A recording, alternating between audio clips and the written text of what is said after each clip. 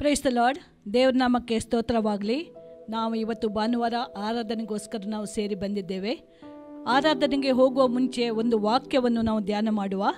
ಕೀರ್ತನೆ 22ನೇ ಅಧ್ಯಾಯದಲ್ಲಿ 3, 4, 5.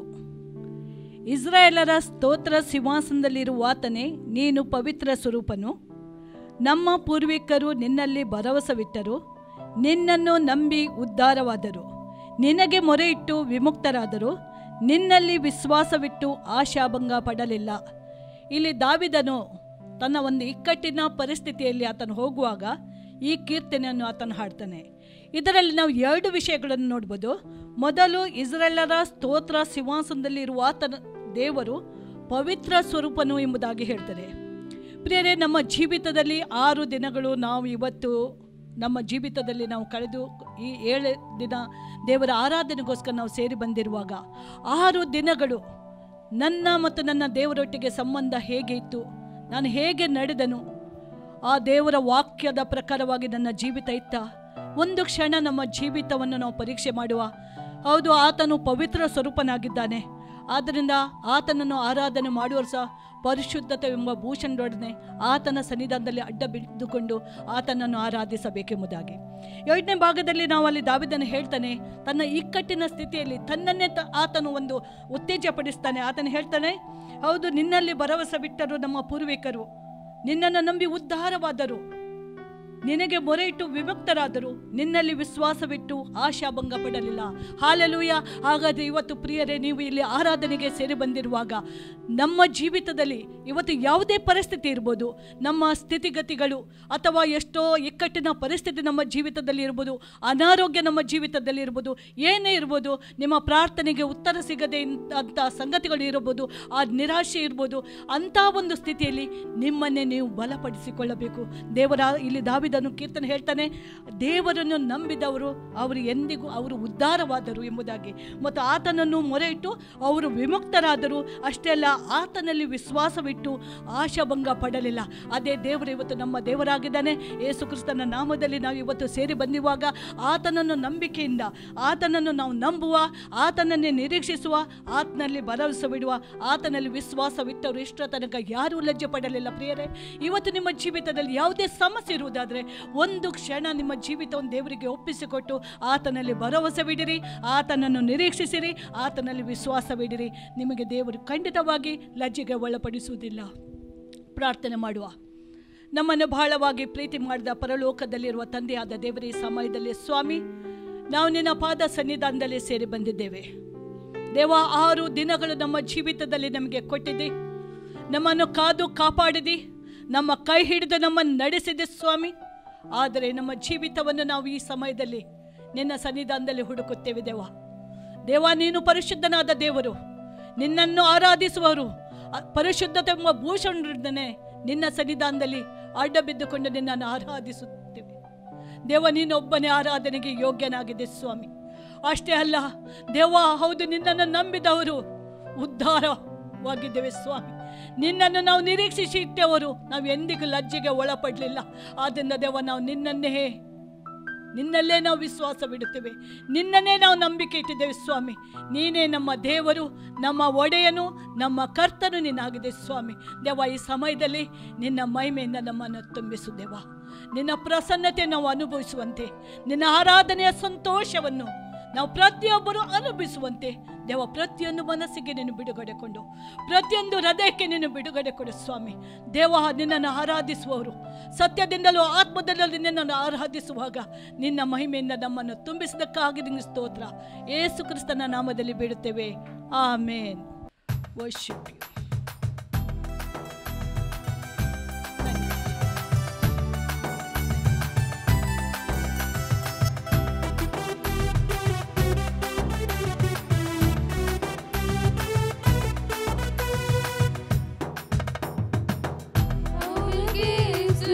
करेंगे यीशु की गुणगान करेंगे, हम मिलके स्तुति करेंगे, यीशु की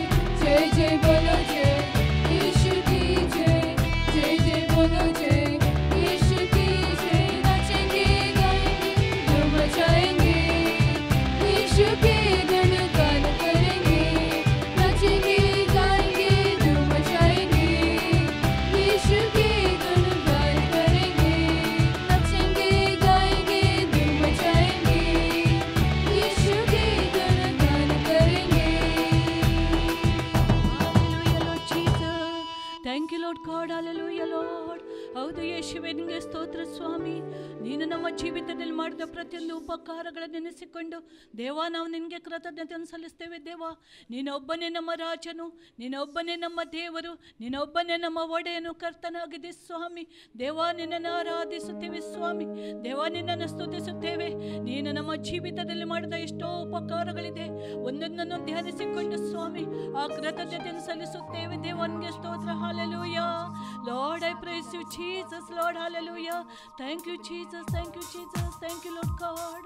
ಹಲ್ಲೆಲೂಯಾ. Praise Jesus.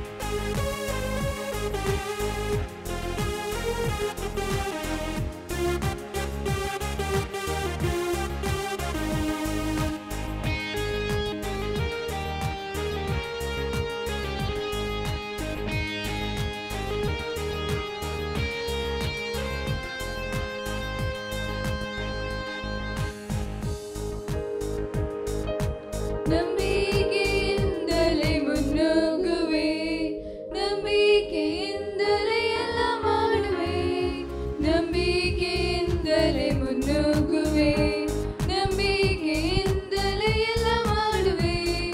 ಅಸಾಧ್ಯವಾಗಿ ಏನೂ ಇಲ್ಲ ನನ್ನ ಮುಂದೆ, ಇನ್ನೂ ಜಯ ನನಗೆ. ಅಸಾಧ್ಯವಾಗಿ ಏನೂ ಇಲ್ಲ ನನ್ನ ಮುಂದೆ, ಇನ್ನೂ ಜಯ ನನಗೆ. ನಾನು ಹಿಂಜಾರುವುದಿಲ್ಲ, ನಂಬಿಕೆ ಹೆಜ್ಜೆಗಳು ಮುಂದಕ್ಕೆ ಮುಂದಕ್ಕೆ. ಯಾರೆಲ್ಲ ತಡೆದರು, ಏನೆಲ್ಲ ನೆನೆದರು, ಹಿಂಜಾರುವುದಿಲ್ಲ. ಅಧಿಕಾರದಿಂದ ಆಜ್ಞಾಪಿಸುವೆನ, ಪ್ರತಿಕೂಲವು ದೂರವಾಯಿತು. ಅಸಾಧ್ಯವಾಗಿ ಏನೂ ಇಲ್ಲ ನನ್ನ ಮುಂದೆ, ಇನ್ನೂ ಜಯ ನನಗೆ.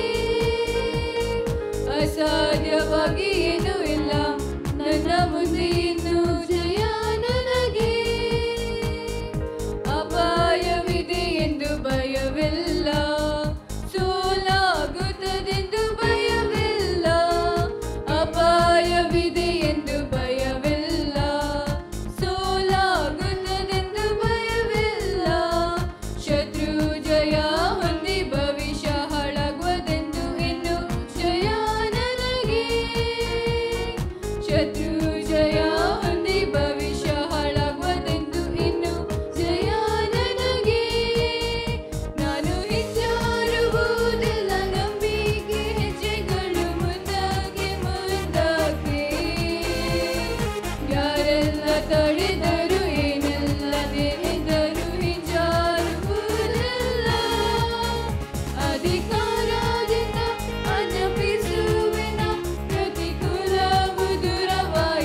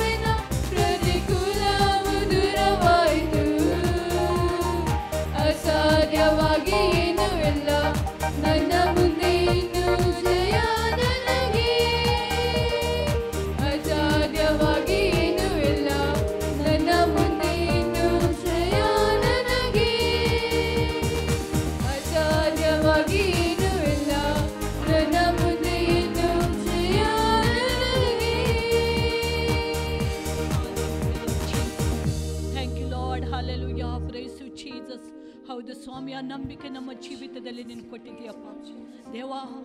2000 ವರ್ಷಗಳ ಮುಂಚೆ ನಮ್ಮನ್ನು ಇಷ್ಟು ಪ್ರೀತಿ ಮಾಡಿ ಯೇಸು ಸ್ವಾಮಿಯ ನಮಗೋಸ್ಕರ ನೀನು ಒಪ್ಪಿಸಿಕೊಟ್ಟಿದ್ದೀಯಪ್ಪ ದೇವ, ನಿನಗೆ ಸ್ತೋತ್ರ.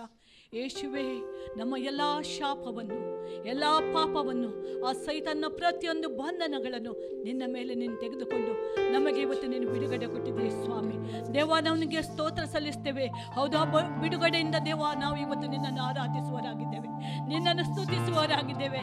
ನೀನು ಕೊಟ್ಟ ಸ್ವಸ್ಥತೆ, ನೀನು ಕೊಟ್ಟ ಬಿಡುಗಡೆ, ನೀನು ಕೊಟ್ಟ ಶಾಂತಿ, ನೀನು ಕೊಟ್ಟ ಸಮಾಧಾನ ನಮ್ಮ ಮನಸ್ಸುಗಳನ್ನು ಆಡುತ್ತಾ ಉಂಟು ಸ್ವಾಮಿ. ಯೇಸುವೇ, ನೀನು ಸಮಾಧಾನದ ಪ್ರಭುವಾಗಿದ್ದೀಯಪ್ಪ, ಆರೋಗ್ಯದಾಯಕನು ನೀನಾಗಿದ್ದುಕೊಂಡು ದೇವ ನಮಗೆ ಒಳ್ಳೆ ಆರೋಗ್ಯವನ್ನು ಅನುಗ್ರಹ ಮಾಡಿಕೊಟ್ಟಿದ್ದೀ ಸ್ವಾಮಿ ದೇವ. ನಾವು ನಿನಗೆ ಸ್ತೋತ್ರ ಸಲ್ಲಿಸ್ತೇವೆ, ನಿನ್ನನ್ನು ಕೊಂಡಾಡುತ್ತೇವೆ ಸ್ವಾಮಿ. ನಿನಗೆ ಸ್ತೋತ್ರ ಯಜ್ಞವನ್ನು ನಾವು ಅರ್ಪಿಸುತ್ತೇವೆ ಅಪ್ಪ. Hallelujah. Thank you Jesus, thank you Jesus, thank you holy spirit of God. Hallelujah. Lord Jesus, I love you father. Lord, I love you, Jesus. Thank you, Holy Spirit. Hallelujah. Hallelujah. Hallelujah. Stotra Swami. Hallelujah. Thank you, Jesus. Thank you, Jesus, oh God. Hallelujah. Hallelujah.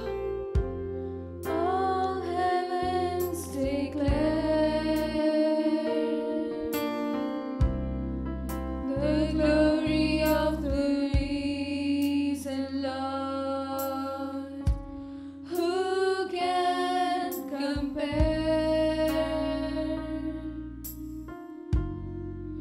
The beauty of the Lord, for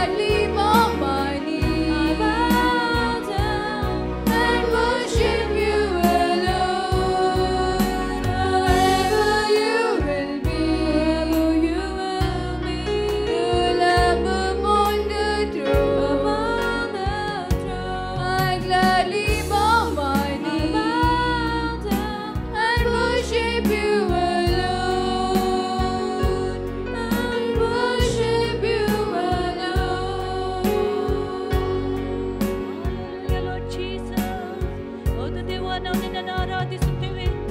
ನಿನ್ನ ಮುಂದೆ ಅಡ್ಡ ಬಿದ್ದುಕೊಂಡು ಸ್ವಾಮಿ ಮೊಣಕಾಲೂರಿಕೊಂಡು ನಾವು ನಿನ್ನನ್ನು ಆರಾಧಿಸುತ್ತೇವೆ. ನೀನೊಬ್ಬನೇ ಆರಾಧನೆಗೆ ಯೋಗ್ಯನಪ್ಪ. ನೀನೊಬ್ಬನೇ ಯೋಗ್ಯನು ಯೋಗ್ಯನು ಯೋಗ್ಯನು. ನೀನೊಬ್ಬನೇ ಪವಿತ್ರನು ಪವಿತ್ರನು ಪವಿತ್ರನು ಸ್ವಾಮಿ. ದೇವ ನಿನಗೆ ಸಾಷ್ಟಾಂಗವೆರಗಿಕೊಂಡು ನಾವು ನಿನ್ನನ್ನು ಆರಾಧಿಸುತ್ತೇವೆ ಸ್ವಾಮಿ. ದೇವ ನಿನಗೆ ಸ್ತೋತ್ರ. Hallelujah hallelujah Lord. I thank you Jesus. Thank you, Father, oh God, hallelujah. I love you, Jesus, Lord, hallelujah. Worship you, Lord. I worship you, Jesus, oh Master, hallelujah. Thank you, Jesus. Thank you, Jesus. Thank you, Jesus. Thank you, Jesus. Hallelujah. Hallelujah. Praise you, Father. Hallelujah, Lord God, I thank you, Jesus.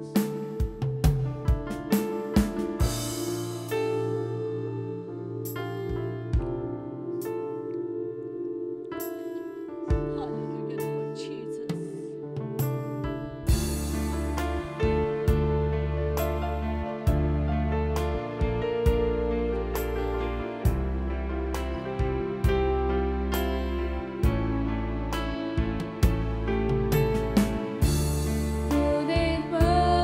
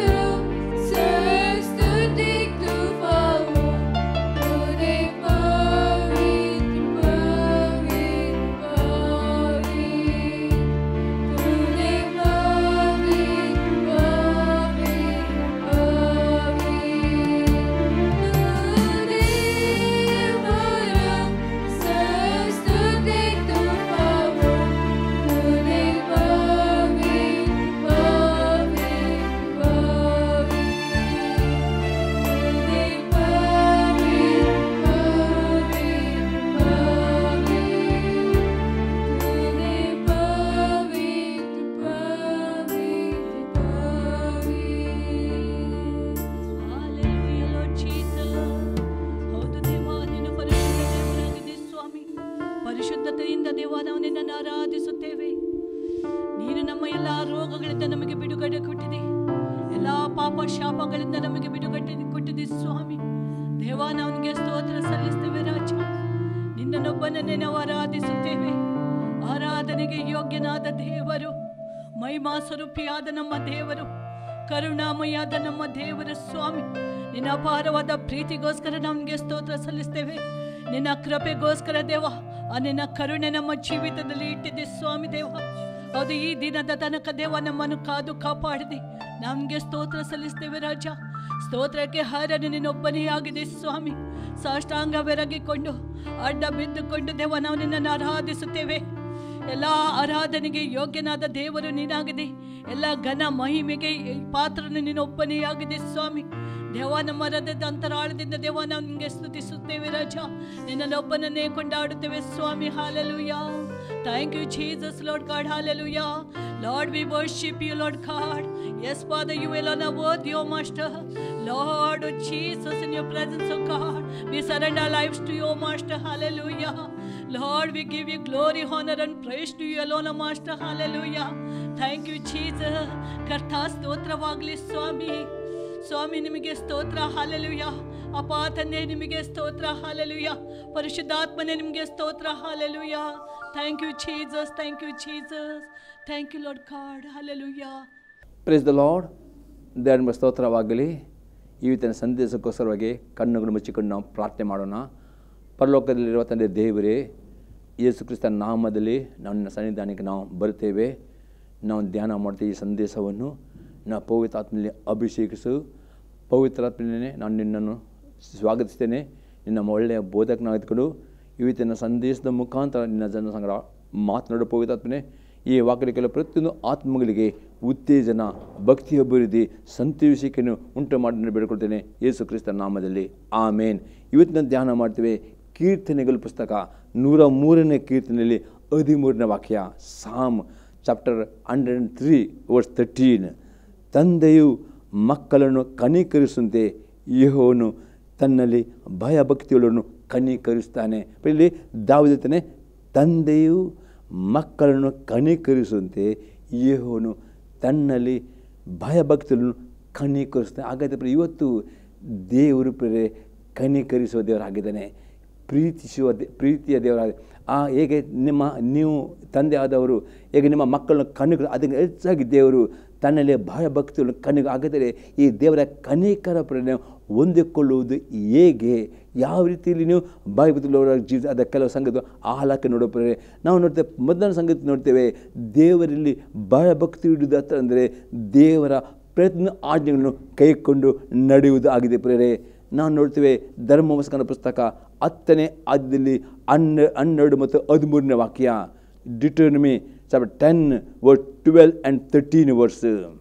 ಆದ್ದರಿಂದ ಇಸ್ರಾಯೇಲರೇ, ನೀವು ನಿಮ್ಮ ದೇವರ ಯೆಹೋವನಲ್ಲಿ ಭಯಭಕ್ತಿಯುಳ್ಳವರಾಗಿ ಎಲ್ಲ ವಿಷಯಗಳಲ್ಲಿಯೂ ಆತನು ಹೇಳುವ ಮಾರ್ಗದಲ್ಲೇ ನಡೆಯುತ್ತಾ ಆತನನ್ನು ಪ್ರೀತಿಸುತ್ತಾ ಸಂಪೂರ್ಣ ಹೃದಯದಿಂದಲೂ ಮನಸ್ಸಿನಿಂದಲೂ ಸೇವೆ ಮಾಡುತ್ತಾ ನಾನು ನಿಮ್ಮ ಮೇಲಿಗಾಗಿ ಈಗ ಬೋಧಿಸುವ ಆತನ ಆಜ್ಞಾವಿಧಿಗಳನ್ನು ಅನುಸರಿಸುತ್ತಾ ಇರುವುದನ್ನೇ ಹೊರತು ನಿಮ್ಮ ದೇವರ ಯೆಹೋವನು ನಿಮ್ಮಿಂದ ಬೇರೆಯನ್ನು ಕೇಳಿಕೊಳ್ಳುತ್ತಾನೆ ಆಲೋಚಿಸಿದರೆ ಅಲ್ಲಿ ಅತಿ ಸ್ಪಷ್ಟ ದೇವರು ಮೋಶೆಯ ಮುಖಾಂತರ ಇದನ್ನೇ ದೇವರು ಇವತ್ತು ನಿಮ್ಮಲ್ಲಿ ಬಯಸಿದ ಏನೆಂದರೆ ಒಂದೇ ದೇವರಿಗೆ ಬೇಕು, ನಿಮ್ಮಲ್ಲಿ ಆ ವಿಧೇಯತೆ ಹೃದಯ ದೇವರು ಇವತ್ತು ಆಕಾಶ ಭೂಮಿಯನ್ನು ಸಾಕ್ಷಿ ಇಟ್ಟು ಎಲ್ಲ ಆಸೆಗಳು ವಾಗ್ದಾನ ಮಾಡಿ ಕೊಟ್ಟಿದ್ದಾನೆ. ಇಷ್ಟೇ ದೇವರು ನಿಮ್ಮನ್ನು ಆಶೀರ್ವಾದ ಮಾಡಲಿಕ್ಕೆ ಆತನ ಉದ್ದೇಶವಾಗಿದೆ.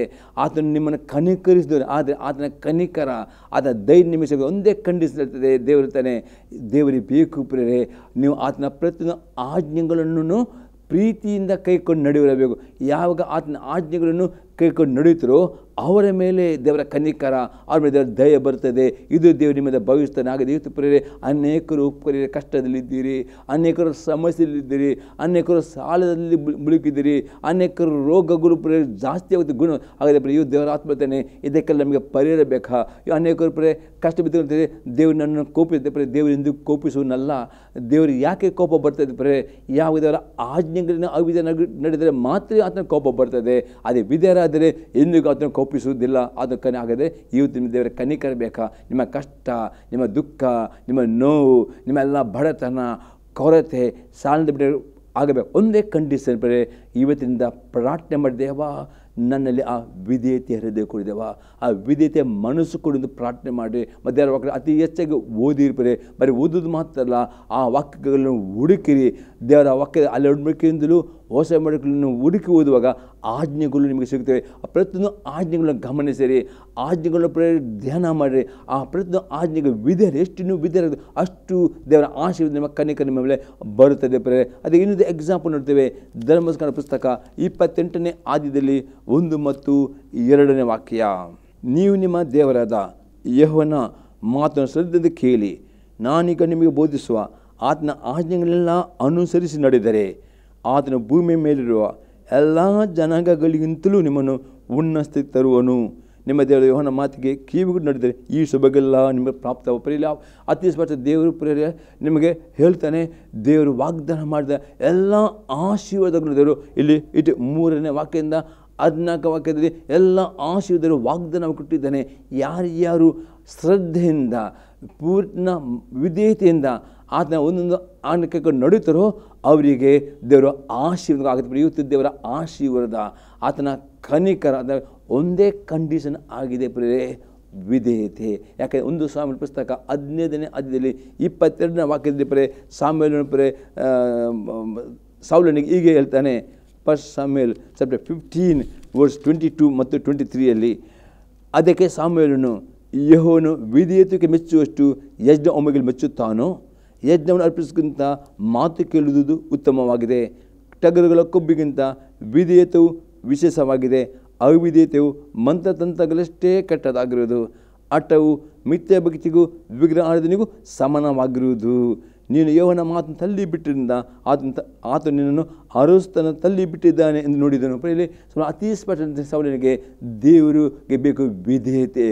ಬರೀ ವಿಧೇಯತೆ ಕೂಡಿದ ಯಜ್ಞ ಬೇಕು, ವಿಧೇಯತೆ ಕೂಡಿದ ಪ್ರಾರ್ಥನೆ ಬೇಕು, ವಿಧೇಯತೆಯಿಂದ ಕೂಡಿದ ದಶಮ. ಇದು ವಿಧೇಯತೆ ಇಲ್ಲದೆ ಬರೀ ಯಾವ ಯಜ್ಞ ಹೋಮಗಳು ಇಷ್ಟೇ, ಯಾವ ವಿಧೇಯತೆಯಿಂದ ದೇವರಿಗೆ ಮೆಚ್ಚು ಯಜ್ಞ, ಅಂಥ ಯಜ್ಞಗಳನ್ನು, ಅಂಥ ಪ್ರಾರ್ಥನೆಗಳನ್ನು, ಅಂಥ ಉಪವಾಸವನ್ನು ದೇವರು ಸ್ವೀಕಾರ ಮಾಡಿಕೊಂಡು ಕನ್ನಿಕರ ತೋರಿಸ್ತಾನೆ. ಆದರೆ ಯಾವ ದೇವರ ಅವಿಧೇಯತರು ಅದು ದೇವರ ಮುಂದೆ ಮಾಟತಂತ್ರ ಅಷ್ಟು ಕೆಟ್ಟ, ಆವರೆಗೆ ದೇವರ ಕೋಪ ಬರ್ತದೆ. ಮತ್ತು ದೇವರ ವಾಕ್ಯ ಗೊತ್ತುಂಟು ನಿಮಗೆ, ಅದೇ ಹಠ ಮಾಡುತ್ತಿರೋ ಹಠವು ಮತ್ತು ಮಿಥ್ಯ ಭಕ್ತಿ ಅದು ವಿಗ್ರಹಾರ್ಧನವಾಗಿದೆ. ಈ ಸ್ವಭಾವವನ್ನು ಬಿಟ್ಟು ಬಿಟ್ಟಿದ್ದಾರೆ. ಬೇಡ ದೇವ ನನಗೆ ವಿಧೇಯತೆ ಹರಿದ ಎಷ್ಟು ನೀವು ಪ್ರೇರಿ ದೇವ ದಿನಾಳು ಪ್ರಾರ್ಥನೆ ಮಾಡಿ ದೇವ ನನಗೆ ವಿಧೇಯತೆಯ ಮನಸ್ಸು ಕೊಡು. ಎಷ್ಟು ದೇವರ ವಾಕ್ಯವನ್ನು ವಿಧೇಯರಾಗ್ತದೋ ಅಷ್ಟು ದೇವರ ಕೃಪೆಯು ಆ ಕನಿಕರು ನೀವು ಅನುಭವ ಮಾಡಲಿಕ್ಕೆ ನಿಮಗೆ ಸಾಧ್ಯವಾಗ್ತದೆ. ಬರೀ 2ನೇ ಸಂಗತಿ ನೋಡ್ತೇವೆ, ಎಲ್ಲ ವಿಧವಾದ ಪಾಪದ ಕೆಟ್ಟತನವನ್ನು ಬಿಟ್ಟು ಬಿಡುವರು ಆಗಬೇಕು. ಜ್ಞಾನೋಕ್ತಿ ಪುಸ್ತಕ 3ನೇ ಅಧ್ಯಾಯದಲ್ಲಿ 7ನೇ ವಾಕ್ಯ. ನೀನೇ ಬುದ್ಧಿವಂತ ಎಂದೆನಿಸಿದೆ, ಯೆಹೋವನಿಗೆ ಭಯಪಟ್ಟು ಕೆಟ್ಟದಂತ. ನೀವೇ ಅನೇಕರು ತಾವೇ ಬುದ್ಧಿವಂತ, ನೀವೇ ಬುದ್ಧಿ ಎನಿಸಿದ್ದೆ.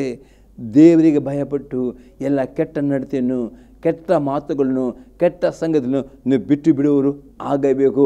ಆಗ ಮಾತೆಂಟ ವಾಕ್ಯತ್ತದೆ, ಇದರಿಂದ ನಿನ್ನ ದೇಹಕ್ಕೆ ಆರೋಗ್ಯವು ಎಲುಬುಗಳಿಗೆ 1000 ರೂಪಾಯಿ. ನಿಮ್ಮ ದೇಹಕ್ಕೆ ಆರೋಗ್ಯ ಬೇಕಾಗಿತ್ತು.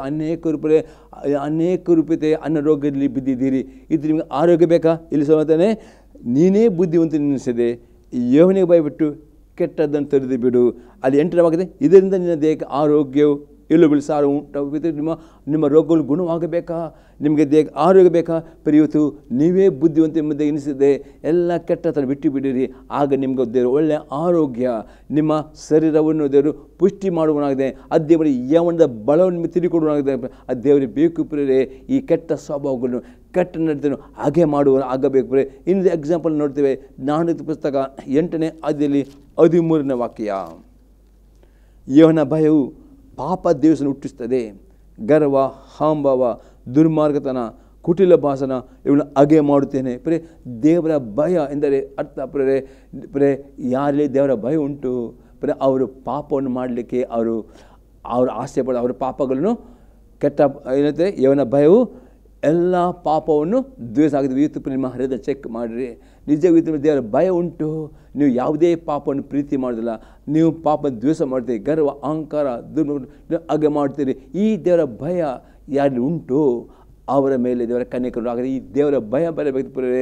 ದಿನಾಲು ನೀವು ದೇವರ ವಾಕ್ಯನ ಓದುವವರಾಗಬೇಕು ಪುರೇ, ಧ್ಯಾನಿಸುವವರಾಗಬೇಕು, ಈ ಮನೆ ಕೇಳುವವರಾಗಬೇಕು.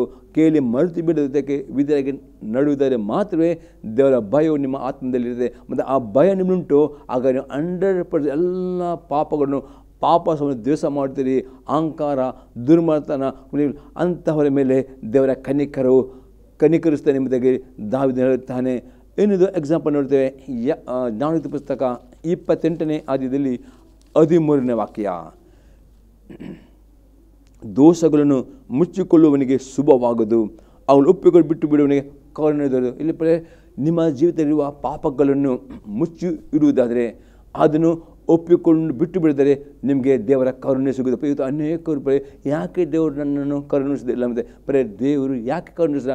ನಿಮ್ಮ ಹೃದಯವನ್ನು ಹುಡುಕಿರಿ, ವಾಕ್ಯದ ಮುಖಾಂತರ ಹುಡುಕಿರಿ ಯಾಕಂದರೆ ನಿಮ್ಮ ಪಾಪಗಳನ್ನು ಮುಚ್ಚಿಡುವುದಾದರೆ ಎಂದಿಗೂ ನೀವು ಅದು ಆ ಒಂದೊಂದು ಪಾಪವನ್ನು ಒಪ್ಪಿಕೊಂಡು ಬಿಟ್ಟು ಬಿಡುವುದರೆ ದೇವರ ಕರುಣೆ ಸಿಗುತ್ತದೆ. ಮೇಲೆ ಸೊಲೊಮೋನನಲ್ಲಿ ಎಲ್ಲವನ್ನು ಆಗಿದ್ದಾನೆ. ಅದೇ ನಾವು ಹೊಸ ಒಬ್ಬರಿಗೆ ನೋಡ್ತೇವೆ. ಎಫೆಸದವರ ಬರೆದ ಪತ್ರಿಕೆ 4ನೇ ಅಧ್ಯಾಯದಲ್ಲಿ 22ರಿಂದ 24ನೇ ವಾಕ್ಯ ತನಕ. ಯೇಸುವಿನಲ್ಲಿರುವ ಸತ್ಯೋಪದೇಶ ಯಾವುದೆಂದರೆ, ನೀವು ನಿಮ್ಮ ಇಂದಿನ ನಡತೆಯನ್ನು ಅನುಸರಿಸದೆ ಪೂರ್ವ ಸ್ವಭಾವವನ್ನು ತೆಗೆದು ಹಾಕಿಬಿಡಬೇಕು. ಅದು ಮೋಸಕರವಾದ ದುರಾಸೆಗಳಿಂದ ಕೆಟ್ಟು ಹೋಗುವಂಥದ್ದು. ನೀವು ನಿಮ್ಮ ಅಂತರ್ಯದಲ್ಲಿ ಹೊಸಬರಾಗಿ ನೂತನ ಸ್ವಭಾವವನ್ನು ಧರಿಸಿಕೊಳ್ಳಿರಿ. ಆ ಸ್ವಭಾವವು ದೇವರ ಹೋಲಿಕೆ ಮೇರೆಗೆ ಸತ್ಯಾನುಗುಣವಾದ ನೀತಿಯುಳ್ಳದಾಗಿಯೂ ದೇವಭಯವಿಲ್ಲದೆ ನಿರ್ಮಿಸಲ್ಪಟ್ಟಿದೆ. ಪುನಃ ಅಪ್ಪದ ಪೌಲನು ಹೇಳ್ತಾನೆ, ಯೇಸು ಕ್ರಿಸ್ತನ ಸತ್ವ ಅಂದರೆ ನೀವು ಖಾಲಿ ಯೇಸು ಕ್ರಿಸ್ತನ ನಂಬಿಕೊಡೋದು ಮಾತ್ರ ಅಲ್ಲ, ನೀರಿನಲ್ಲಿ ಮುಳುಗಿ ಇದು ಫಸ್ಟ್ ಸ್ಟೆಪ್ ಯೇಸು ಕ್ರಿಸ್ತನ ನಂಬಿಕೊಡೋದು. ಸೆಕೆಂಡ್ ಸ್ಟೆಪ್ ನೀರಿನಲ್ಲಿ ಮುಳುಗಿ ಮೂರನೇ ಸ್ಟೆಪ್ ಪ್ರತಿ ಆದಿತ್ಯವಾರ ನಂಬಿಕೆ ಸಭೆಗೆ ಬರೋದು. 4ನೇ ಸ್ಟೆಪ್ ನೀವು ದಿನಾರ್ಧರ ಓದುವವರು ಆ ದೇವರ ಸಭೆಯಲ್ಲಿ ಕೇಳುವ ಆ ಸಂದೇಶವನ್ನು ಕೇಳಿ ನಿಮ್ಮಲ್ಲಿರುವ ಪ್ರತಿದಿನ ಪ್ರೇರೆ ದೇವರ ವಾಕ್ಯದಿಂದ ನಿಮ್ಮ ಪೂರ್ವಸವನ್ನು ತೆಗೆದು ಹಾಕಿ ಬಿಡಬೇಕು. ಎಷ್ಟು ನೀವು ದಿನಾಲನ್ನ ಪೂರ್ವಸವನ್ನು ಹಾಕಿದ್ದೀರೋ ಅಷ್ಟು ದೇವರ ದಯೆ, ಆ ಕನಿಕರ ನಾವು ಅನುಭವ ಮಾಡ್ತೀವಿ. ಒಂದು ವೇಳೆ ಪ್ರೇರೆ ನೀವು ಬರೀ ಎಷ್ಟು ನಂಬಿಕೆ ಇಟ್ಟುಕೊಂಡು ನೀರಲ್ಲಿ ಮುಳುಗಿ ಕರ್ತನ ಸಭೆಗೆ ಬಂದು ಬರೀ ವಾಕ್ಯವನ್ನು ಕೇಳುತ್ತೀರಿ, ಅದೇ ವಾಕ್ಯದ ಪ್ರಕಾರ ನಡೆಯುವುದಿಲ್ಲ, ನಿಮ್ಮ ಪೂರ್ವಸಭೆ ಏನು ಬದಲಾಗುವುದಿಲ್ಲ, ಅವರ ಮೇಲೆ ದೇವರ ದಯೆ ಸಿಗುವುದಿಲ್ಲ. ಇವತ್ತು ದೇವರ ದಯೆ ಬೇಕಾ? ಒಂದೇ ಕಂಡೀಷನ್, ದೇವರು ನಿಮ್ಮನ್ನು ಪ್ರೀತಿಸ್ತಾನೆ, ಆದರೆ ದೇವರು ಪಾಪವನ್ನು ಹಾಗೆ ಮಾಡ್ತಾನೆ. ಆದರೆ ನೀವು ನಿಮ್ಮ ಜೊತೆ ಪಾಪದ ಸ್ವಭಾವಗಳನ್ನು ಹಾಗೆ ಮಾಡಬೇಕಾದರೆ ದೇವರ ವಾಕ್ಯ ಓದಬೇಕು. ವಾಕ್ಯ ಓದಿದ್ದು ಮಾತ್ರ ಅಲ್ಲ, ವಾಕ್ಯ ಕೇಳೋದು ಮಾತ್ರ ಅಲ್ಲ, ವಾಕ್ಯ ಧ್ಯಾನ ಮಾಡೋದು ಮಾತ್ರ ಅಲ್ಲ, ವಾಕ್ಯಕ್ಕೆ ವಿಧೇಯರಾಗಬೇಕು. ವಿಧೇಯರಾಗುವಾಗ ನಿಮ್ಮ ಪೂರ್ವ ಸ್ವಭಾವಗಳನ್ನು ನೀವು ವಾಕ್ಯದ ತೆಗೆದು ಹಾಕಿಕೊಂಡು ವಾಕ್ಯ ವಿಧೇಯರಾಗಿ ನಡೆಯುವುದಾದರೆ ಆಗ ದೇವರ ಕನಿಕರು ನಿಮ್ಮ ಮೇಲೆ ಬರುತ್ತದೆ ಪ್ರೇರೆ. ಈಗ 3ನೇ ಸಂಗತಿ ನೋಡ್ತೇವೆ. ದೇವರ ಕನಿಕರ ಸಿಗಬೇಕಾದರೆ ದಿನಾಲೂ ಪ್ರಾರ್ಥನೆಯನ್ನು ಮಾಡುವವರು ಆಗಬೇಕು.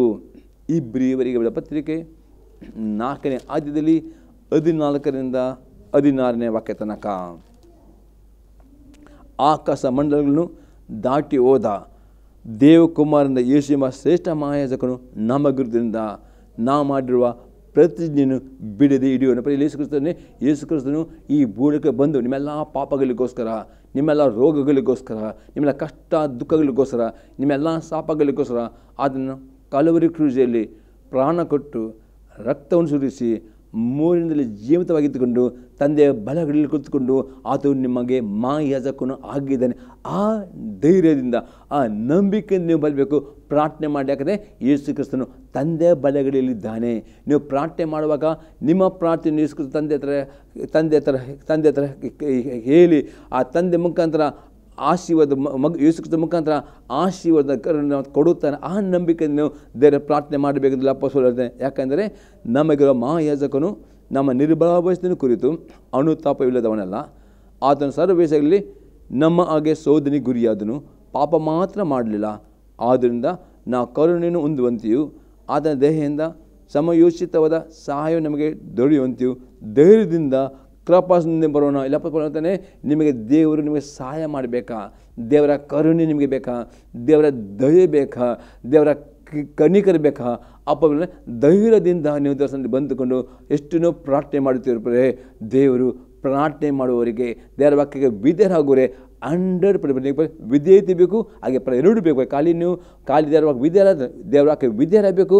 ಹಾಗೆ ಆ ವಿಧೇಯರಾದ ಆ ಆಜ್ಞೆಗಳನ್ನು ಪ್ರಾರ್ಥನೆ ಮಾಡಬೇಕು. ದೇವ ನಿನ್ನ ವಾಕ್ಯಕ್ಕೆ ನಾನು ವಿಧೇಯನಾಗಿದ್ದೇನೆ, ನಿನ್ನ ಈ ವಾಗ್ದಾನ ಈ ರೀತಿ ನೀವು ವಿಧೇಯತೆ ಮತ್ತು ಪ್ರಾರ್ಥನೆ ಜೊತೆಯಲ್ಲಿ ಬರಬೇಕು. ಎಷ್ಟು ನೀವು ವಿಧೇಯ ಅಷ್ಟು ನೀವು ಪ್ರಾರ್ಥನೆ ಮಾಡುವಾಗ 100% ಪ್ರಾರ್ಥನೆ ಮಾಡೋದ್ರ ಮೇಲೆ ಆತನ ಕರುಣೆಯು ಆತನ ದಯೆಯು ಆತನ ಕೊಡುತ್ತಾನೆ ಎಂಬುದರಲ್ಲಿ ಅಪ್ಪಬೋಲಾಗದೇ ಧೈರ್ಯವಾಗಿ ಪ್ರಾರ್ಥನೆ ಮಾಡಬೇಕು. ಪ್ರಾರ್ಥನೆ ಮಾಡುವಾಗ ನಿಮ್ಮ ಹೃದಯ ನಿಮಗೆ ದೋಷ ತೀರ್ಪು ಕೊಡಬಾರದು. ನಾವು ನೋಡ್ತಿದ್ದು ವಾಕ್ಯ ನೋಡ್ತೇವೆ 1ನೇ ಯೋಹನ ಪತ್ರಿಕೆ 3ನೇ ಅಧ್ಯಾಯದಲ್ಲಿ 21 ಮತ್ತು 22ನೇ ವಾಕ್ಯ. ಪ್ರಿಯರೇ, ನಮ್ಮ ಹೃದಯವು ನಮ್ಮನ್ನು ದೋಷಿಗಳು ನಿರ್ಣಯಿಸದಿದ್ದರೆ ನಮಗೆ ಧೈರ್ಯ ವಹಿಸಲಿ ಧೈರ್ಯ. ನಿಮಗೆ ಈ ಧೈರ್ಯದಿಂದ ಪ್ರಾರ್ಥನೆ ಮಾಡಬೇಕಾದರೆ ನಿಮ್ಮ ಹೃದಯ ನಿಮಗೆ ದೋಷಿಎಂದು ತೀರ್ಪು ಕೊಡದಂತೆ ನೀವು ನಿಮ್ಮ ಹೃದಯವನ್ನು ಕಾಪಾಡಿದರೆ ನಿಮ್ಮ ಹೃದಯ ನಿಮಗೆ ದೋಷಿ ತೀರ್ಪು ಕೊಟ್ಟರೆ ನಿಮಗೆ ಧೈರ್ಯದಿಂದ ಪ್ರಾರ್ಥನೆಗೆ ಅದು ಅಡ್ಡಿಯಾಗ್ತದೆ. ಅಲ್ಲಿ ಯೋನತೆ ಅದಕ್ಕೆ ಬದಲಿಗೆ ಅಲ್ಲಿ ಹೇಳ್ತದೆ 22ನೇ ಭಾಗದಲ್ಲಿ, ಮತ್ತು ನಾವು ಆತನ ಆಜ್ಞೆಗಳನ್ನು ಕೈಕೊಂಡು ಆತ ಎಣಿಕೆಯಲ್ಲಿ ಮೆಚ್ಚಿದ ಕಾರ್ಯಗಳನ್ನು ಮಾಡುವರಾಗೋದ್ರಿಂದ ಏನು ಬೇಡಿಕೊಂಡರೂ ಆತನಿಂದ ಹೊಂದುವೆವು. ಹಾಗಾದರೆ ನಿಮ್ಮ ಪ್ರಾರ್ಥನೆಗೆ ಉತ್ತರ ಬರಬೇಕಾದರೆ ನೀವು ಪ್ರತಿಯೊಂದು ಆಜ್ಞೆಯನ್ನು ಕೈಕೊಂಡು ನಡೆಯಬೇಕು. ಮತ್ತು ಆತನ ಎಣಿಕೆಯಲ್ಲಿ ಮೆಚ್ಚಿಕವಾದ ಕಾರ್ಯ ಮಾಡೋದು ಏನು ಬೇಡಿಕೊಂಡರೂ ಆತನು ನಿಮ್ಮ ಪ್ರಾರ್ಥನೆ ಉತ್ತರ ಕೊಡುತ್ತಾನೆ, ನಿಮ್ಮನ್ನು ಕನಿಕರಿಸ್ತಾನೆ, ನಿಮ್ಮನಿಗೆ ಆಶೀರ್ವಾದ ಕೊಡುವವನು ಆಗಿದ್ದಾನೆ. ಆದರೆ ನೀವು ದೇವರ ವಾಕ್ಯ ವಿಧೇಯರಾಗದೇ ಇರುವುದಾದರೆ ನಿಮ್ಮ ಹೃದಯವು ನಿಮಗೆ ಪ್ರಾರ್ಥನೆ ಮಾಡೋ ದೋಷದಿಂದ ನೀವು ತೀರ್ಪು ಕೊಡುವುದಾದರೆ ಆ ದೋಷ ತೀರ್ಪು ಕೊಡೋ ಮನಸ್ಸನ್ನು ಕೂಡಲೇ ವಾಕ್ಯದ ಪರಿಸ್ಥಿತಿಗಳನ್ನು ನಿಮ್ಮ ಪಾಪನ ಒಪ್ಪಿಕೊಂಡು ಅರಿಕೆ ಮಾಡಿ ಆ ಪಾಪನ ಬಿಟ್ಟು ಬಿಡದಿದ್ದರೆ ನಿಮಗೆ ಆ ಮನಸ್ಸಾಕ್ಷಿ ನಿಮಗೆ ದೋಷಿ ತೀರ್ಪು ಕೊಡುವ ನಿಮಿತ್ತವಾಗಿ ನಿಮಗೆ ಪ್ರಾರ್ಥನೆ ಮೂಲಕ ಧೈರ್ಯವು ಆ ನಂಬಿಕೆಯು ಬರುವುದಿಲ್ಲ. ಯಾವಾಗ ನಿಮ್ಮ ಮನಸ್ಸಾಕ್ಷಿ ನಿಮಗೆ ದೋಷಿ ಅಥವಾ ತೀರ್ಪು ಕೊಡುತ್ತದೋ ಕೂಡಲೇ ವಾಕ್ಯದ ಮುಖದ ಪರೀಕ್ಷೆ ಮಾಡಬೇಕು. ಯಾಕೆ ನಿಮ್ಮ ಹೃದಯವು ದೋಷಿ ಅಂತ ಆಗ ವಾಕ್ಯ ಓದುವಾಗ ಅಥವಾ ಈ ವಾಕ್ಯಕ್ಕೆ ಹೋಗ ಪವಿತ್ರಾತ್ಮನು ನಿಮ್ಮೆಲ್ಲ ಪಾಪಗಳ ಬಗ್ಗೆ ನಿಮಗೆ ಅರಿವನ್ನು ಕೊಡುತ್ತಾನೆ. ಆ ಕೂಡಲೇ ಹೌದು ದೇವ, ಇನ್ನ ಆಜ್ಞೆಯನ್ನು ಅವಿಧನಾಗಿದ್ದೇನೆ, ನನ್ನ ಶ್ರಮಿಸಿದೆವ, ಇವತ್ತು ನಿನ್ನ ಪಾಪನ ಒಪ್ಪಿಕೊಳ್ಳುತ್ತೇನೆ, ಇವತ್ತು ನಿನ್ನ ವಾಕ್ಯನ ವಿಧನಾಗುತ್ತೇನೆ. ಈಗ ನೀವು ಪಶ್ಚಾತ್ತಾಪಟ್ಟುಕೊಂಡು ಆ ಆಜ್ಞೆಗೆ ವಿಧಿ ಹಾಕಿಕೊಂಡು ಆತನಿಗೆ ಮೆಚ್ಚುವ ಕಾರ್ಯಗಳನ್ನು ಮಾಡುವುದಾದರೆ, ಆತನಿಗೆ ಮೆಚ್ಚುವ ಬಿಸ್ನೆಸ್ ಮಾಡುವುದಾದರೆ, ಆತನಿಗೆ ಮೆಚ್ಚುವ ದೇವರು ಡೆಫಿನಿಟ್ ನಿಮ್ಮ ಪ್ರಾರ್ಥನೆ ಕೇಳಿಕೊಂಡು ನಿಮ್ಮ ಮೇಲೆ ಆತ ಕನ್ನಿಕರ ತೋರಿಸ್ತಾನೆ. ಇಲ್ಲಿ ಯೋಹನನು ಹೇಳುವನಾಗಿದ್ದಾನೆ. ಈಗ 4ನೇ ಸಂಗತಿ ನೋಡ್ತೇವೆ, ದೇವರ ದಯೆ ಬರಬೇಕಾದರೆ ನಿಮ್ಮ ಪಾಪಕ್ಕೆ ಪಶ್ಚಾತ್ತಾಪ ಪಡುವವರು ಆಗಬೇಕು. ಯೋವೇಲನ ಪ್ರವಾದನೆ ಪುಸ್ತಕ 2ನೇ ಅಧ್ಯಾಯದಲ್ಲಿ 12ರಿಂದ 14ನೇ ವಾಕ್ಯ ತನಕ. ಯೆಹೋವನು ಇಂತೆನ್ನುತ್ತಾನೆ, ಈಗಲಾದರೂ ನೀವು ಮನಪೂರ್ವಕವಾಗಿ ನನ್ನ ಕಡೆಗೆ ತಿರುಗಿಕೊಂಡು ಉಪವಾಸ ಮಾಡಿರಿ, ಅಳಿರಿ, ಗೋಳಾಡಿರಿ. ನಿಮ್ಮ ಬಟ್ಟೆಗಳನ್ನೆಲ್ಲ ನಿಮ್ಮ ಹೃದಯಗಳನ್ನು ಹರಿದುಕೊಂಡು ನಿಮ್ಮ ದೇವರಾದ ಯೆಹೋವನ ಕಡೆಗೆ ತಿರುಗಿಕೊಳ್ಳಿರಿ. ಆತನ ದಯೆಯು ಕನಿಕರವು ದೀರ್ಘಶಾಂತಿಯು ಮಹಾಕೃಪೆಯುಳ್ಳವನಾಗಿ ಮಾಡಬೇಕೆಂದ ಕೇಡಿಗೆ ಮನ ಮರುಗುತ್ತಾನೆ. ಆತ ಒಂದು ವೇಳೆ ಪಶ್ಚಾತ್ತಾಪಟ್ಟು ಹಿಂದಿರುಗಿ ನಿಮ್ಮ ದೇವರಾದ ಯೆಹೋವನ ಧಾನ್ಯ ಪಾನ ನೈವೇದ್ಯಗಳಿಗೆ ಅನುಕೂಲವಾದ ಸೋಡನ್ನು ದಯಾಪಲಿ ಓದನು. ಅಲ್ಲಿ ಅತಿ ಇಲ್ಲಿ ಯೋಹನ ಪ್ರವರ್ತನೆ. ಪ್ರಿಯರೇ, ನಿಮ್ಮ ಜೀವಿತದಲ್ಲಿ ಕಷ್ಟಗಳು ಬರುವಾಗ, ನಿಮ್ಮ ಜೊತೆಲಿ ಬಡತನ ಬರುವಾಗ, ಬರಗಾಲ ಬರುವಾಗ, ಸಾಲಲ್ಲಿ ಬಿದ್ದಿರುವಾಗ, ಆರ್ಥಿಕ ಮುಗಿರುವಾಗ ಬನ್ನಿರಿ ಪ್ರಿಯ ದೇವರ ಸನ್ನಿಧಾನಕ್ಕೆ ಉಪವಾಸದೊಡನೆ ಎಂಬುದಾಗಿ ಹೇಳಪ್ಪ. ಯಾವಾಗ ಉಪವಾಸ ಮಾಡ್ತೀರಿ ಆಗ ಉಪವಾಸ ಮಾಡುವಾಗ ಪ್ರಿಯರೇ ನಿಮಗೆ ಸರಿಯಾಗಿ ನಿಮ್ಮ ಹೃದಯದಲ್ಲಿ ಇರುವ ಪಾಪದ ಬಗ್ಗೆ ದೇವರು ಮಾತನಾಡುತ್ತಾನೆ ಪ್ರಿಯರೇ. ಅದಕ್ಕೆ ನೀವು ಉಪವಾಸ ಮಾಡಿಕೊಂಡು ದೇವರ ಸಭೆಗೆ ಬರಬೇಕು. ಉಪವಾಸ ಮಾಡುವುದು ಯಾಕೆಂದರೆ ದೇವರ ಮುಂದೆ, ದೇವ ನನ್ನ ಹೃದಯ ಪರೀಕ್ಷಿಸು, ನನ್ನ ಅಂತರ ಶೋಧಿಸು, ನನ್ನ ಯಾವುದೇ ಕೆಟ್ಟ ಪಾಪ ಉಂಟು ಆ ರೀತಿಯಲ್ಲಿ ಬರುವುದಾದರೆ ಮಾತ್ರವೇ ಪವಿತ್ರಾತ್ಮನ ಪ್ರಿಯರೇ ನಿಮಗೆ ಬೇಕಾದ ನಿಮ್ಮ ಆಶೀರ್ವಾದಕ್ಕೆ, ನಿಮ್ಮ ಪ್ರಾರ್ಥನೆ ಉತ್ತರಕ್ಕೆ ಯಾವ ಪಾಪ ಅಡ್ಡುಂಟು ಅದಕ್ಕೂ ದೇವರ ಆತ್ಮನು ನಿಮ್ಮ ಸಭಾಪಾಲಕರ ಮುಖಾಂತರ, ಪ್ರವಾದನೆ ಮುಖಾಂತರ, ಅಥವಾ ವಾಕ್ಯದ ಮುಖಾಂತರ, ಅಥವಾ ನಿಮ್ಮ ಮನಸ್ಸಾಕ್ಷಿ ಮುಖಾಂತರ, ಅಥವಾ ಕನಸಿನ ಮುಖಾಂತರ, ಅಥವಾ ನಿಮ್ಮ ಕಿವಿಯಲ್ಲಿ ಸ್ವರ ಕೇಳುವ ಮುಖಾಂತರ ದೇವರ ಪಾಪವನ್ನು ತೋರಿಸಿಕೊಡುವಾಗ, ಹೌದು ದೇವ, ಈ ನನ್ನ ಪಾಪಕ್ಕೆ ನಾನು ಪಶ್ಚಾತ್ತಾಪ ಪಡುತ್ತೇನೆ, ಈ ಪಾಪವನ್ನು ಬಿಟ್ಟು ಬಿಡುತ್ತೇನೆ ಎಂದು ಉಪವಾಸ ಇದ್ದುಕೊಂಡು ಪಾಪ ಪಶ್ಚಾತ್ತಾಪ ಪಡುವುದಾದರೆ ಇಲ್ಲದೆ ದೇವರ ಪ್ರಿಯರೇ ನಿಮ್ಮ ಬಗ್ಗೆ ದೇವರಿಗೆ ಕನಿಕರ ಬರ್ತದೆ. ಅದೇ ದೇವರ ಪ್ರಿಯರೇ ಆತನ ಚಿತ್ತವಿಲ್ಲದೆ ದೇವರ ಮಕ್ಕಳಿಗೆ ಯಾವ ಕಷ್ಟಗಳು ಬರುವುದಿಲ್ಲ. ದೇವರ ವಾಕ್ಯ ಅತಿ ಸ್ಪಷ್ಟ ಸಂಬಂಧಗಳಲ್ಲಿ ದೇವರ ಮಕ್ಕಳು ಬೇಕೇ ಬೇಕೆಂದು ಪಾಪ ಮಾಡುವಾಗ ದೇವರು ತಾನೇ ದೇವರು ನಿಮ್ಮನ್ನು ಪ್ರೀತಿಸ್ತಾನೆ. ಯೇಸು ರಕ್ತ ನಿಮ್ಮನ್ನು ಕ್ರಯಕೊಂಡಿದ್ದಾನೆ. ನೀವು ಯಾರೂ ನಿತ್ಯ ನರಕಕ್ಕೆ ಹೋಗಬಾರದು, ನೀವು ನಿತ್ಯ ಜೀವನ ಹೊಂದಿಕೊಳ್ಳಬೇಕು ಉದ್ದೇಶದಿಂದ ಯಾರು ದೇವರ ಮಕ್ಕಳು ಪ್ರಿಯರೇ ವಾಕ್ಯವನ್ನು ಕೇಳಿ ವಾಕ್ಯಕ್ಕೆ ಅವಿದರೆ ಪಾಪ ಮಾಡುವಾಗ ದೇವರು ನಿಮ್ಮ ತಂದೆ ಆಗಿದ್ದಾನೆ. ಆದ ಪ್ರೀತಿಯಿಂದ ನಿಮಗೆ ಪಾಪಕ್ಕೆ ಶಿಕ್ಷೆಗೆ ಒಳಪಡಿಸ ಆ ಶಿಕ್ಷೆಗಳು ಬರುವಾಗ ಆ ಕಷ್ಟಗಳು ಬರ್ತವೆ, ದುಃಖಗಳು ಬರ್ತವೆ, ವೇದನೆಗಳು ಬರ್ತವೆ, ಸಂಕಟಗಳು ಬರ್ತವೆ, ರೋಗಗಳು. ಆವಾಗ ಪ್ರಿಯರೇ ನೀವು ಕಠಿಣರಾಗದೆ ಉಪವಾಸ ಮಾಡಿಕೊಂಡು ಅವರ ಸನ್ನಿಧಿಗೆ ಬರಬೇಕು. ಹೀಗೆ ಬರಬೇಕು, ದೇವ ಈ ನನ್ನ ಆಶೀರ್ವಾದಕ್ಕೆ ಏನು ತಡೆ ಉಂಟು ದೇವ ನನಗೆ ತೋರಿಸಿಕೊಂಡು ಬರುವಾಗ ಅದೇ ದೇವರ ಆತ್ಮನ ಪ್ರಿಯರೇ ಯಾರು ನಿಜವಾಗಿ ಮನಪೂರ್ವಕ ಉಪವಾಸ ಮಾಡಿಕೊಂಡು ದೇವರ ಸನ್ನಿಧಿಗೆ ಬರ್ತಾರೋ 100% ದೇವರ ಸಭೆಯಲ್ಲಿರುವ ದೇವರ ಸೇವಕರ ಮುಖಾಂತರ ಅವರು ಕೂಡ ಬೈಪಿಸ್ಟರ್ ಆಗ್ಬೋದು, ಉತ್ತೇನ ದೇವರು ಮಾತನಾಡುತ್ತಾನೆ. ನಿಮ್ಮ ಮನಸ್ಸಾಕ್ಷಿ ಅತಿ ಸ್ಪಷ್ಟ ಮಾತಾಡುತ್ತೆ ನಿಮ್ಮ ಪಾಪದ ಬಗ್ಗೆ. ಆಗ ಹೌದು ದೇವ ಈ ಪಾಪ ನನ್ನಲ್ಲಿ ಉಂಟು, ಅದು ಈ ಪಾಪಕ್ಕೆ ನಾನು ಪಶ್ಚಾತ್ತಾಪ ಪಡುತ್ತೇನೆ, ಪಶ್ಚಾತ್ತಾಪ ಪಟ್ಟುಕೊಂಡು ಇನ್ನು ಈ ಪಾಪದ ಸ್ವಭಾವವನ್ನು ಬಿಟ್ಟು ಬಿಡುತ್ತೇನೆ ಎಂಬುದಾಗಿ ನೀವು ಬಿಟ್ಟು ಬಿಡುವಾಗ ದೇವರು ಕನಿಕರ ತೋರಿಸ್ತಾನೆ. ನಿಮ್ಮ ಮತ್ತೆ ಕೇಡನಿಗೆ ನಿಮ್ಮ ಬಂದು ಕಷ್ಟ ನೋಡುವ ಮನ ಮರುಗುತ್ತಾನೆ ಮತ್ತು ಆತನು ಆ ಕಷ್ಟದಿಂದ ಬಿಡಿಕೊಟ್ಟು ನಿಮ್ಮ ಮೇಲೆ ಆತನ ಆಶೀರ್ವಾದ, ಯಾವುದೇ ಆಶೀರ್ವಾದ, ಆರ್ಥಿಕ ಆಶೀರ್ವಾದ ಬೇಕಾ, ಸಾಲಿನ ಬಿಡಿ ಎಲ್ಲ ಆಶೀರ್ವಾದವನ್ನು ದಯಪಾಲಿಸ್ತಾನೆ ಎಂಬ ಪ್ರಿಯ ದೇವರ ಆತ್ಮನ ತೋರಿ. ಅನೇಕರು ಇದು ಎಂಥ ಕಷ್ಟದಲ್ಲಿದ್ದೀರಿ, ಅನೇಕರು ಬಡತನದಲ್ಲಿದ್ದೀರಿ, ಅನೇಕರು ಸಾಲದ ಬಂಧನಲ್ಲಿದ್ದೀರಿ ಪ್ರಿಯರೇ. ಎಷ್ಟೋ ಪ್ರಯತ್ನ ಮಾಡಿ ನಿಮ್ಮ ಸಾಲ ತೀರಿಸಲ್ಪಡ ಬನ್ನಿರಿ, ಬನ್ನಿ ದೇವರ ಸನ್ನಿಧಾನಕ್ಕೆ. ದೇವರ ಬೇಡಿ ದೇವ ಯಾಕೆ ಈ ಕಷ್ಟ ಬಂತು ದೇವ ಎಲ್ಲಿ? ಆಗ ದೇವರ ಆತ್ಮ ನಿಮಗೆ ಮಾತನಾಡುತ್ತಾನೆ. ಪಶ್ಚಾತ್ತಾಪಡಿರಿ, ಪಶ್ಚಾತ್ತಾಪಟ್ಟರೆ ಮಾತ್ರವೇ ದೇವರು ನಿಮಗೆ ನಿಮ್ಮ ಮೇಲೆ ಕಲಿಸಿದ ಆ ಒಂದು ಕೇಡಿಗೆ ದೇವರು ಮನ ಮರುಗುತ್ತಾನೆ ಮತ್ತು ಬಂದ ಕೇಡಿನಿಂದ ನಿಮಗೆ ಆತನ ಬಿಡುಗಡೆ ಮತ್ತು ನಿಮ್ಮ ಮೇಲೆ ದಯ ತೋರಿಸಿ ನಿಮಗೆ ಯಾವ ಆಶೀರ್ವಾದ ಬೇಕಾ ಆ ರೀತಿ ನಿಮಗೆ ಆಶೀರ್ವಿಸ್ತಾನೆ ಪ್ರಿಯರೇ. ಇದು ಅತಿ ಅಗತ್ಯವಾಗಿದೆ. ದೇವರ ಕನ್ನಿಕರನ್ನು ಹೊಂದಿಕೊಳ್ಳಬೇಕಾದ ಪ್ರಿಯರೇ. ಇನ್ನೊಂದು ಎಕ್ಸಾಂಪಲ್ ನೋಡ್ತೇವೆ ಹೊಸ ಉಂಡಿಕಲಿ ಪ್ರಿಯರೇ. ಯಾಕೋಬನ ಬರೆದ ಪತ್ರಿಕೆ 4ನೇ ಅಧ್ಯಾಯದಲ್ಲಿ 8ರಿಂದ 10ನೇ ವಾಕ್ಯ ತನಕ. ದೇವರ ಸಮೀಪಕ್ಕೆ ಬನ್ನಿರಿ, ಆಗ ಅದು ನಿಮ್ಮ ಸಮೀಪಕ್ಕೆ ಬರುವನು. ಪಾಪಿಗಳೇ ನಿಮ್ಮ ಕೈಗಳನ್ನು ಶುಚಿ ಮಾಡಿಕೊಳ್ಳಿರಿ, 2 ಮನಸ್ಸುಳ್ಳವರೇ ನಿಮ್ಮ ಹೃದಯಗಳನ್ನು ನಿರ್ಮಲ ಮಾಡಿಕೊಳ್ಳಿರಿ. ದುಃಖಿಸಿರಿ, ಗೋಳಾಡಿರಿ, ಕಣ್ಣೀರಿಡಿರಿ, ನಗುದು ಬಿಟ್ಟು ಗೋಳಾಡಿರಿ, ಸಂತ ಬಿಟ್ಟು ಮನಗುಂದಿದವರಾಗಿರಿ. ಕರ್ತನ ಮುಂದೆ ನಿಮ್ಮನ್ನು ತಗ್ಗಿಸಿಕೊಳ್ಳಿ, ಆಗಲಾರ ನಿಮ್ಮನ್ನು ಮೇಲಕ್ಕೆ ತರುವನು. ಯಾಕಂದ್ರೆ ಅತಿ ಸ್ಪಷ್ಟ ಹೇಳ್ತಾರೆ, ನಿಮಗೆ ದೇವರ ಕನಿಕರ ಬೇಕಾ? ಬರೀ ನೀವು ಕೂತ್ಕೊಂಡು ನೀವು ದೇವರ ಸಮೀಪಕ್ಕೆ ಹೇಗೆ ಬರೋದು? ಪ್ರಾರ್ಥನೆ ಮುಖ, ಉಪವಾಸ ಯಾಕೆ ಮಾಡೋದು? ಉಪವಾಸ ಮಾಡೋ ಮುಖಾಂತರ ನೀವು ಅತಿ ಹತ್ತಿರಕ್ಕೆ ಬರಲಿಕ್ಕೆ ನಿಮಗೆ ಅತಿ ಒಳ್ಳೆಯ ಒಂದು ಆಯುಧ ಆಗಿದೆ ಉಪವಾಸ ಮಾಡುವಾಗ ನಿಮಗೆ ಅನೇಕ ಗಂಟೆಗಳು ಪ್ರೇರೆ ನಿಮಗೆ ಏಕಾಗ್ರತೆಯಲ್ಲಿ ಪ್ರಾರ್ಥನೆ ಮಾಡಲಿಕ್ಕೆ ಸಾಧ್ಯತೆಗೆ ಉಪವಾಸ ಮಾಡಬೇಕು ಪ್ರೇರೆ. ಎಷ್ಟು ನೀವು ಉಪವಾಸ ಮಾಡಿಕೊಂಡು ಪ್ರಾರ್ಥನೆ ಮಾಡ್ತಾರೋ ಅಷ್ಟು ನೀವು ಹತ್ತಿರ ಬರುತ್ತಾರೋ ಅಷ್ಟು ದೇವರು ನಿಮ್ಮ ಹತ್ತಿರಕ್ಕೆ ಬರುತ್ತಾನೆ ಎಂದು ಯಾಕೆ ಬರ್ತದೆ. ಮತ್ತು ಹತ್ತಿರಕ್ಕೆ ಬರುವಾಗ ಪ್ರೇರೆ ದೇವರು ವಾಕ್ಯವು ನಿಮ್ಮ ಮೇಲೆ ಪ್ರಕಾಶ ಬೀಳುತ್ತದೆ. ಆ ದೇವರ ಬೆಳಕು ನಿಮ್ಮ ಹೃದಯದಲ್ಲಿ ಪ್ರಕಾಶ ಬೀರುವಾಗ ನಿಮ್ಮ ಹೃದಯ ಎಲ್ಲ ಗುಪ್ತ ಪಾಪಗಳು ನಿಮಗೆ ಕಣ್ಣಿನ ಮುಂದೆ ಬರ್ತದೆ. ಆಗ ನೀವು ಪರಿಪೂರ್ಣ ಪಶ್ಚಾತ್ತಾಪ ಪಡಬೇಕು, ಒಪ್ಪಿಕೊಳ್ಳಬೇಕು, ಬಿಟ್ಟು ಬಿಡಬೇಕು ಮತ್ತು ದೇವರ ವಾಕ್ಯಕ್ಕೆ ದೇವರ ಆಜ್ಞೆ ವಿಧೇಯರಾಗಬೇಕು. ಆವಾಗ 100% ದೇವರು ನಿಮ್ಮನ್ನು ಮೇಲೆ ಎತ್ತುತ್ತಾನೆ ಎಂಬುದರಲ್ಲಿ ಯಾಕೋಬನು ಹೇಳ್ತಾನೆ. ದೇವರು 100% ನಿಮ್ಮ ಮೇಲೆ ಕನಿಕರ ತೋರಿಸುವನು ಆಗಿದ್ದಾನೆ. ಆದರೆ ಈ ರೀತಿ ನಿಧವತ್ತ ಬರದೆ ನೀವು ಸ್ವಲ್ಪ ಪ್ರಾರ್ಥನೆ ಮಾಡಿಕೊಂಡು ದೇವನ ಕನ್ಸಪ್ರೆ ಪ್ರಾರ್ಥನೆ ಜಾಸ್ತಿ ಮಾಡಬೇಕು, ಉಪವಾಸ ಮಾಡಬೇಕು, ಪಶ್ಚಾತ್ತಾಪ ಪಡಬೇಕು, ಪಾಪದಲ್ಲಿ ಬಿಟ್ಟು ಬಿಡಬೇಕು, ವಿಧೇಯರಾಗಬೇಕು. ಆವಾಗ ಮಾತ್ರ ನಿಮ್ಮಲ್ಲಿ ದೇವರ ಕರುಣೆ ಬರುತ್ತದೆ ಎಂಬುದೇ ದಾವಿದಂತೆಯೇ ತಂದೆ ತನ್ನ ಮಕ್ಕಳನ್ನು ಕನಿಕರಿಸಂತೆ ಇವನು ತನ್ನೇ ಭಯ ಬಗ್ಗೆ ಕನಿಕರು ಈ ದೇವರ ಕನಿಕರನ್ನು ಹೊಂದಿಕೊಳ್ಳುತ್ತೀರಿ ಪ್ರೇರೆ. ಈಗ 5ನೇ ಸಂಗತಿಯನ್ನು ನೋಡ್ತೇವೆ. ದಿನಾಲು ಪರಿಶುದ್ಧರಾಗಿ ಜೀವಿಸುವವರು ಆಗಬೇಕು. ರೋಮಾಪುರದ ಪತ್ರಿಕೆ 6ನೇ ಅಧ್ಯಾಯದಲ್ಲಿ 13ರಿಂದ 16ನೇ ವಾಕ್ಯ ತನಕ. ಇದು ಮಾತ್ರವಲ್ಲದೆ ನೀವು ನಿಮ್ಮ ಅಂಗಗಳನ್ನು ಪಾಪಕ್ಕೆ ಒಪ್ಪಿಸುವರಾಗಿದ್ದು ದುಷ್ಟತವನ್ನು ನಡೆಸುವ ಸಾಧನಗಳಾಗ ಮಾಡಬೇಡಿರಿ. ಆದರೆ ಸತ್ತ ಹೊರಗಿಂದ ಜೀವಿತರಾಗಿರಲಾಗಿ ನಿಮ್ಮನ್ನು ದೇವರಿಗೆ ಒಪ್ಪಿಸಿಕೊಟ್ಟು ನಿಮ್ಮ ಅಂಗಗಳನ್ನು ನೀತಿಕೃತ ನಡೆಸುವ ಸಾಧನಗಳನ್ನಾಗಿ ಆತನಿಗೆ ಸಮರ್ಪಿಸಿರಿ. ಯಾಕೆಂದರೆ ಪಾಪವು ನಿಮ್ಮ ಮೇಲೆ ಅಧಿಕಾರ ನಡೆಸದು. ನೀವು ಧರ್ಮಶಾಸ್ತ್ರಕ್ಕೆ ಅಧೀನರಲ್ಲ, ಕೃಪೆಗೆ ಅಧೀನರಾಗಿದ್ದೀರಷ್ಟೇ. ಹಾಗಾದರೇನು? ನಾವು ಧರ್ಮಶಾಸ್ತ್ರ ಅಧೀನರಲ್ಲ, ಕೃಪಾಧೀನರಾಗಿದ್ದೀವಿ ಎಂದು ಪಾಪವನ್ನು ಮಾಡಬಹುದು? ಎಂದಿಗೂ ಮಾಡಬಾರ್ದು. ನೀವು ಯಾವನಿಗೆ ದಾಸರಂತೆ ವಿಧರಾಗ್ತೀವಿ ಎಂದು ನಿಮ್ಮನ್ನು ಒಪ್ಪಿಸಿಕೊಡುತ್ತೀರೋ ಆ ಯಜಮಾನಿಗೆ ದಾಸರಾಗಿರುವುದು ನಿಮಗೆ ಗೊತ್ತಿಲ್ಲವೋ?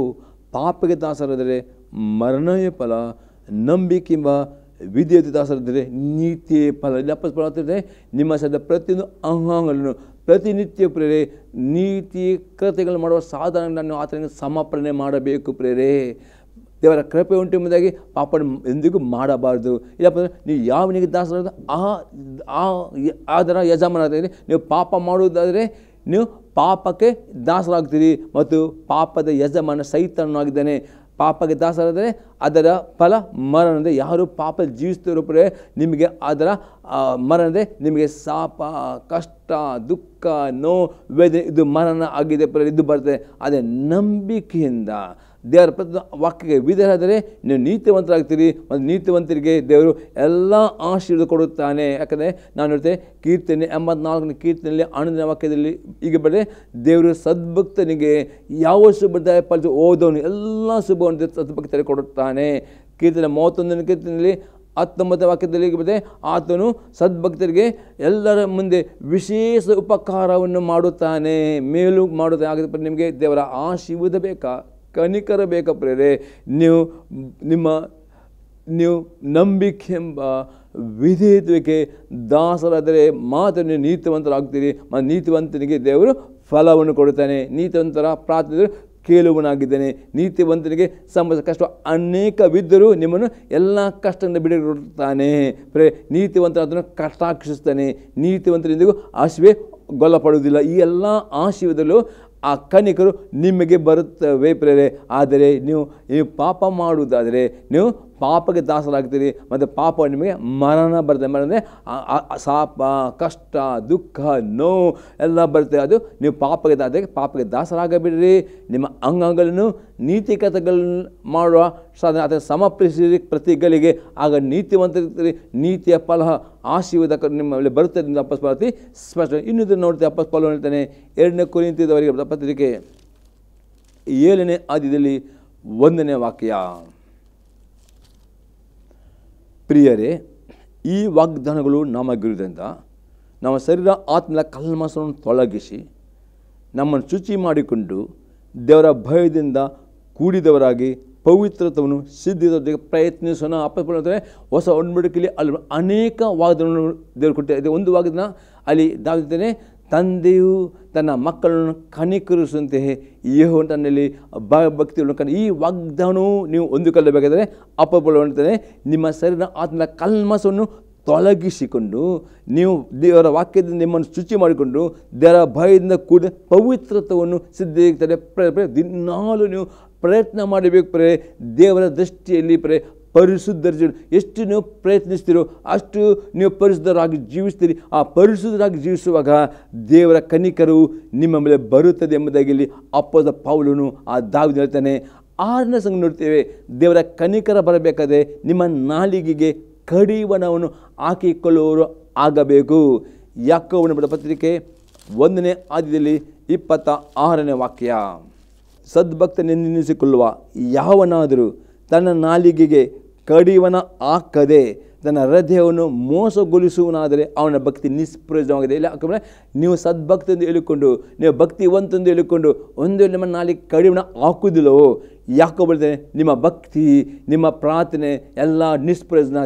ಯಾಕೆ ಅನೇಕರು ನಾವು ಇಷ್ಟು ಪ್ರಾರ್ಥನೆ ಮಾಡ್ತೇವೆ ಪಾಸ್ಟರ್ ಇಷ್ಟೆಲ್ಲ ಹೇಳಿಕೊಡಿ. ಯಾಕಂದರೆ ಒಂದು ವೇಳೆ ನೀವು ತುಂಬ ಪ್ರಾರ್ಥನೆ ಮಾಡಬಹುದು, ತುಂಬ ದಾನ ಧರ್ಮ ಮಾಡಬಹುದು, ತುಂಬ ನೀವು ತುಂಬ ರೀತಿಯಲ್ಲಿ ನೀವು ದೇವರ ವಾಕ್ಯವಿದ್ದರೆ ಅದೆಲ್ಲ ಮಾಡಿ ಒಂದು ಏರಿಯಾದಲ್ಲಿ ಅಂದರೆ ನಿಮ್ಮ ನಾಲಿಗೆಗೆ ಒಂದು ಕಡಿವಾಣ ಹಾಕುವುದಿಲ್ಲವೋ, ನಿಮ್ಮ ನಾಲಿಗೆ ಕೆಟ್ಟ ಮಾತನಾಡೋದು, ನಕಾರಾತ್ಮಕ ಮಾತನಾಡೋದು, ಶಪಿಸುವುದು, ಅಪ್ಪನ ಮೇಲೆ ಮಾತನಾಡೋದು, ಗುಣಗುಟ್ಟುವುದು, ದೂರುವುದು, ಇನ್ನು ಬರಬೇಕು ತಿರುಗಿ ಇದೆಲ್ಲ ಸಂಗತಿಗಳು ನಿಮ್ಮ ನಾಲಿಗೆಯ ಕಡಿವಾಣ ಹಾಕಿದರೆ ಇಲ್ಲಿ ಹಾಕಬಾರ್ದಾರೆ ನಿಮ್ಮ ಭಕ್ತಿಯು ನಿಮ್ಮ ಪ್ರಾರ್ಥನೆ ಎಲ್ಲ ವ್ಯರ್ಥ ಆಗಿರ್ತೀವಿ. ಅನೇಕರು ಪರೇ ದೇವರ ನಿಮ್ಮ ನಾಲಿಗೆಯ ಕಡಿವಾಣ ಹಾಕೋದು ನಿಮಿತ್ತವಾಗಿ ನಿಮ್ಮ ಆಶೆಯನ್ನು ಕಳೆದುಕೊಳ್ತೀರಿ, ದೇವರ ಕೋಪಕ್ಕೆ ಗುರಿಯಾಗ್ತೀರಿ. ದೇವರ ಕನಿಕರ ಬೇಕಾ ಇವತ್ತಿನ ಇಂದಿನಿಂದ ನಿಮ್ಮ ನಾಲಿಗೆ ಕಡಿಯನ್ನು ಹಾಕಲೇಬೇಕು ಪ್ರಿಯರೇ. ಯಾಕಂದರೆ ನಾವು ಪೇತ್ರನ ಪತ್ರಿಕೆ 3ನೇ ಅಲ್ಲಿ 10ನೇ ವಾಕ್ಯದ ಅಪೊಸ್ತಲ ಪೇತ್ರನೇ, ಜೀವನದಲ್ಲಿ ಸಂತೋಷ ಪಡಬೇಕಾ, ಒಳ್ಳೆಯದನ್ನು ನೋಡಬೇಕಾ, ನಿಮ್ಮ ನಾಲಿಗೆಯಲ್ಲಿ ಕೆಟ್ಟ ಮಾತನಾಡಬೇಡಿ, ಅಪನಂಬಿಕೆ ಮಾತನಾಡಬೇಡಿರಿ,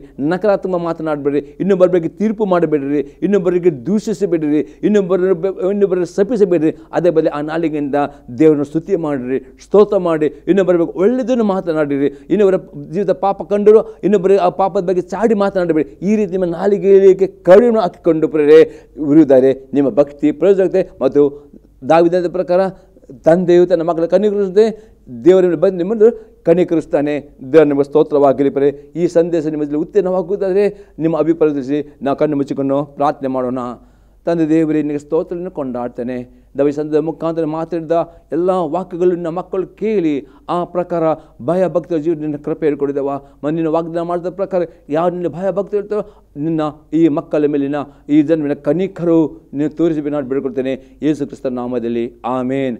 ನಾನು ಬೇಡಿಕೊಳ್ಳುವ ತಂದೆಯವರ ಪ್ರೀತಿಯು, ಯೇಸು ಕ್ರಿಸ್ತನ ಕೃಪೆಯು, ಪವಿತ್ರ ಅನ್ಯತೆಯು ಸದಾ ಕಾಲವು ಈ ಸಂದ ಪ್ರತಿಯೊಬ್ಬ ಸಂಘದಲ್ಲಿ, ಆಮೇನ್.